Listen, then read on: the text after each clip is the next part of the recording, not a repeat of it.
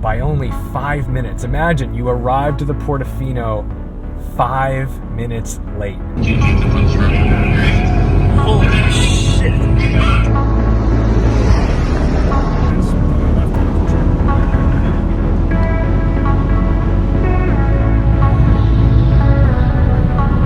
Cars are often defined by numbers, whether that's price, horsepower, 0 to 60 times. But I don't think that tells the whole story about the character of a car. And this 2017 Audi S8 Plus has a number built into it, this particular car, that I think does tell the story. And that number is 26 hours, 29 minutes. Yes, guys, this is a Cannonball car. This car traveled from the Red Ball Garage in Manhattan to the Portofino in Redondo Beach, California in 26 hours, 29 minutes. It's actually gone twice. And although it is not the record holder and has never been a record holder, at one point it was the silver medalist. If you remember when the COVID shutdown started in New York, there was a white Audi A8 that set a record of 26:38. And then not long after, this very car with its team embarked on the attempt and lost by 5 minutes. It missed the record by 5 minutes. It did a 26:43, and that was incredibly disappointing. And it's funny, this car literally just got off a trailer from its last run. There's still 5-hour energy, and I clean it out while we're filming, actually. Before I show you all the gadgets, because Cannonball cars are more than just speed machines, they've got to be clever. So, under this trunk is a 60-gallon fuel cell. Unbelievable. And it's pretty professionally installed. We've got this incredible rig down here, all welded in, and this can pop out. So if you do release these ratchet straps, you can actually get this out. One of the things about cannonballing, obviously, is you want to stop as little as possible. You need to be going an average of like 110 or 111 miles per hour now. So the less you have to be at zero, the less time you're dumping fuel into your car, the better. And on the first run, a very important lesson was learned. As this fuel cell drains, it creates a vacuum, and it makes it very difficult to get this off. And the gentleman who was doing that actually cut himself pretty good on these threads. So, in order to prevent that from happening again, certain tools were introduced. This little guy, just a strap wrench. That allows you to keep that there and, like a jar of pickles, get that off with no problems. Now, when you do a fuel stop in a car like this, first, you're gonna get 2 fuel pumps. So one fuel pump is going directly into the main tank. Another fuel pump is going into here. When that main tank fills, it's only 21.7 gallons, I believe. That comes out and you can cross streams. I know the Ghostbusters tell us not to cross streams, but you gotta cross streams to fill this thing up quick. And if you do it right, you're well under 10 minutes. I believe a perfect fuel stop is around 6. But fuel is only part of the equation. Of course, you need to try to extend as long as you can so you're not stopped. However, you also need to make sure that you don't get stopped by police. And there's a few things that need to be taken into account. Number one is safety. And you'll see a big fat light bar down here. On the first run, that was the only light bar that was there. It was being overdriven. So, ended up installing an extra 2. And you'll notice that this grille and the whole car really kind of looks like it's been through a war. It really has. But at 150, 160 miles an hour, the standard lights, even though they're fantastic, are not enough. So you've got to install these light bars. And then you've got laser jammers here in case you do get hit by lasers, because of course you've got radar detectors, but we cannot legally have any type of radar jamming device. Thank you, FCC. But we've also got a FLIR night vision camera, and I'll show you that inside. To be honest, this car, to most people, doesn't look like anything. On the second run, it was called in, and it was called in twice. Once, it was said to be a Chrysler 300, and the second time, it was just called a black sedan. Driving fast. Don't know who would be doing that. Inside the car, though, it looks very much like a normal Audi S8. There's nothing crazy, except, we have this. Now, this is where we should probably talk about how making these cars is a team effort. First, it was sourced. The team decided this is the car they wanted, so thanks to the McGovern Autogroup and Boston Motorsports, this car was found and purchased very quickly. And then it went off to AVI, who does a lot of custom builds inside cars to make things look like factory options. So they developed all of our little gadgets. Now there's a few different buttons here. The top button is our night vision camera, and that's really helpful for helping to spot deer and other types of things on the road while you're at speed. The second is going to be your light bars, very helpful. Third is going to be your parking lights. So that way you can drive with your headlights on and the parking lights off, the rear tails. That way you can be a little more stealthy behind you in the event that you thought you got seen. And the fourth, this is the, we need to get off the highway, slow down and not be seen. This turns off your brake light. So make sure you're not driving around with this on accidentally or you're going to get pulled over. When the car's decked out in full regalia, it's going to have screens everywhere because you've got redundancies, you've got your radar detector, an iPad. You know, luckily we're not in an era where everything has to be like fully installed in the car. Everything can kind of come in and out as it needs to. It's not all just about the front of the house though. The back of the car, there's a lot of jobs going on back here. And one of those jobs is to make sure that you understand exactly how much fuel is in this auxiliary tank. So right now it is tapped out and you flick a switch, boom, it's running. You're able to move fuel from that auxiliary tank to the main tank. So that's how that works. What you'll do is the driver's going to be watching their range. The range is only telling you what's happening on the main tank. And then when that gets down to 100 miles, you're going to start pouring fuel into the main tank from the auxiliary tank. We've got a power inverter because there's a lot of stuff going on, including Wi-Fi in the car. And of course, for your pissing needs, the mini toilet. So you can pee in these and do what you will with them. The monopod, very helpful when you're spotting for police for 26 hours and you've got stabilized binoculars. That's not something you want to just hand hold forever. So that does a pretty good job. And down here, you'll notice that there's no glove box. There's a police scanner, and that police scanner is programmed to monitor what's going on in a certain radius, because it's very difficult, as you saw if you've ever seen Alex Roy's movie, Apex, The Secret Race Across America, to program in all of that stuff is really tricky. So this allows you to very quickly have information and, get what you need to get. And then when you hear black sedan, you know who they're talking about. This is a channel first. I never cover license plates, but in this case, I actually don't think you need to see this. And you may notice no Ninja Turtles today, but I do have a new Tedward logo t-shirt. So if you are interested on that, hit me up in the DMs on the Instagram or the comments. Let's go for a drive.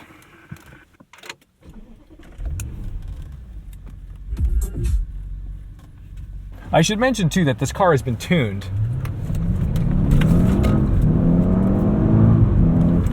It's incredibly fast. It's got 638 horsepower to all four wheels. Yes, so from the factory, it comes with 605, and that's probably at the crank. And then now it's got an APR, I think stage 1 tune, and that was done by Bren Tuning, another good friend of mine who helped me out on my M3. So all in the family on this car. But why the heck do you need so much power in a Cannonball car, right? You're not doing 0 to 60 launches. And that is true. You really don't need it. You just need a car that can comfortably sit at 130 miles per hour. In fact, that white Audi, that A8, was limited at 130 miles per hour, which makes their run all the more impressive because they probably just sat at the limiter for almost the entirety of the run, getting better fuel economy, right? Cannonball's all about trade-offs because if you're doing 130, you're gonna get more out of that fuel than you would at 150. Sacrificing time, of course, but if you have to add in an extra fuel stop, there it goes. So why have a car with so much power? Well, one of the tricks up the sleeve of this car is the fact that when you're behind, when something happens that you couldn't predict, a traffic jam, a detour, something that just cannot be controlled or predicted, you've got to be able to make up time. And when you get into, the middle of the country is easy. The middle of the country, it's pitch black out, you drive fast. You just got to watch for police. But when you get into Vegas, you get into California, you're approaching traffic. And these non-COVID runs, the first one was a COVID run, the second one was after everything opened back up. There's normal traffic. You're in rush hour traffic in states that are not shut down. So in order to make up for like 80 mile an hour speeds, right? Because you need to average 110. You need to be able to get back up to speed very quickly. And having all this power on tap is very helpful to do that, because this car can do 0 to 60 in about 3 seconds, and it'll get itself up over 150 very quickly from 70. You rarely hear the story of a second place Cannonball car, and at this point there's been a few more attempts that have put this car even further back on that roster, but it doesn't mean they're not outrageously fast times. And just like the S65, we've got traffic, but that just means we get to pull pretty hard. We've got a check engine light on. This car has a tendency to blow out O2 sensors.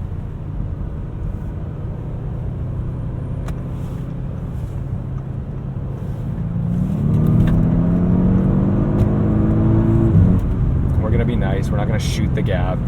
On the first run, things were going pretty well, except that there were 2 pullovers, which is what speaks volumes for having a good spotter network, because when you have an uncovered or untraveled road, you don't know what to expect. So had there been a better spotter network on the first run, then you might, hot rods, then those pullovers may not have happened. And those took out chunks of like 18 minutes a piece, right? So that was a big problem. I think it was about 18. We'll tell the full story with the team at some point on the podcast and as a video kind of documentary, but that's not time you have to play with anymore. Now that you're going for records under 27 hours, there's no room for error. So getting pulled over, getting stopped, anything more than 20, 30 minutes, you're not clawing back, especially if you haven't front loaded the run, because your speed really happens in the first 60% of the run. And if you're like, oh man, we're really on target in the first 60%, but you haven't buffered it, then you're gonna have a rude awakening on the last 30% of the run. When things slow down, you might have an issue. So on the second run, this was the goal, was to plan better, have a more clever spotter network, and cover everything. And there were no police interventions. This car made it from coast to coast in one shot, except there are things you cannot predict. And unfortunately, the go, no-go decision from New York doesn't account for something that happens 13, 14, 15 hours later in Colorado, when there's a rock slide and suddenly you're stuck in one lane of traffic at a dead stop because they're introducing the other lane through that lane. Do you know what I'm saying? So that's actually what happened on the second run. They lost 10 minutes at a dead stop right after fueling, and that was just heartbreaking. But it was Colorado. We've got plenty of room to make it up, right? But then came Arizona. When you take the northern route, you go through a very small section of Arizona. And once again, there was traffic, there was construction, and it came to a dead stop for a little bit. And then it was just very slow, 40, 50 miles per hour. At the end of the run, when there's not a whole lot of room left to play with, there's not this open space to play with, because now there's traffic. You're coming into Los Angeles from Nevada. There's going to be traffic, and you may only be able to travel at 80, 90 miles per hour. You're no longer having that nice, happy cruise at 120 to 130. Now, obviously, you want to use the brakes as little as possible to conserve fuel, but you're going to end up needing to slow down from very fast triple-digit speeds. And we can get around this, make sure that he's set.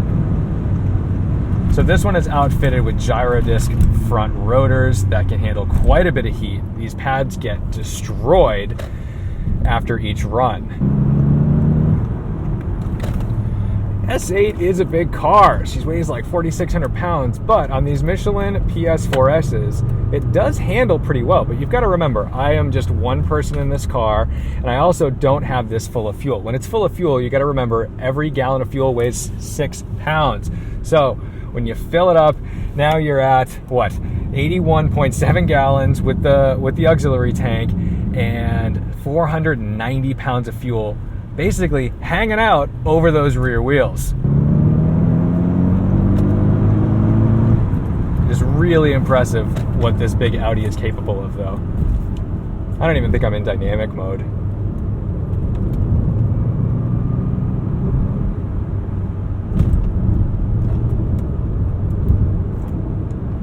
Nary a hint of complaint from these tires.